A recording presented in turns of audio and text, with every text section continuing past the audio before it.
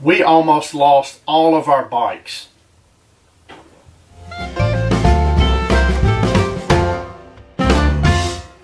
Hey y'all, this is Mr. Patient and welcome to Heritage Ways here on YouTube. The reason we almost lost our bikes is because of a failure with our bike rack. We have a Maxhaul 4-bike rack. Now, when I was looking for a bike rack, I tried to get one that was rated with the highest weight limit available. And this one actually has a 150-pound weight limit. Or found on the internet the weight of the heaviest bike we have, and multiplying that out times 4, we were well under the 150-pound weight limit. But when I ran into this problem and I called the company, they did some research and they got back to me and told me that this particular bike rack is not made for the amount of bounce that this long of an RV will have. Even though it was under the 150-pound weight limit, the amount of bounce in the RV caused it to fail. Now, if you look, you're going to see, you can see right here, this is the piece that actually goes into the receiver on the back of the RV. And see how these holes are? These holes are supposed to be perfectly round. And this piece here fits down in there like this, okay? And then the bikes are out here. So what happened was, with the amount of bounce it had and the weight out here on the end, it was taking this piece and it was slowly moving it this way. And like I said, you can see how these holes are. And here. And you can also see on the upright, you can see the damage that it did here. And on the other side, here.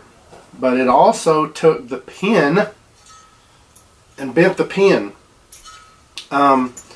Now, like I said, I called the company. They worked with me to make it right. Now, what I've got to do is go forward and figure out what I'm going to do for a bike rack. Whether I spend a lot of money and get a really expensive bike rack that is made specifically for this, or what I was in the process of doing before we left our friend's house. Their son was working on it for me, and so I have a metal plate that my friend in New Jersey was going to weld on here for me, but we didn't get it done.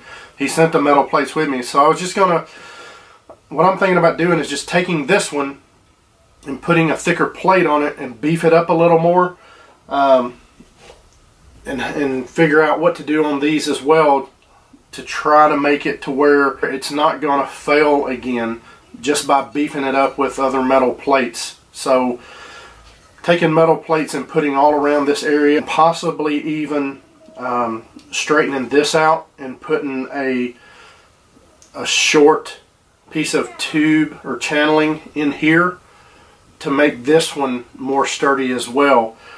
I mean, the idea is I want to beef it up, but I don't want to add a lot of extra weight. So the point of this video is to tell you guys that this particular bike rack, Maxhaul 4-bike rack, is not made for extremely long RVs, because it will fail.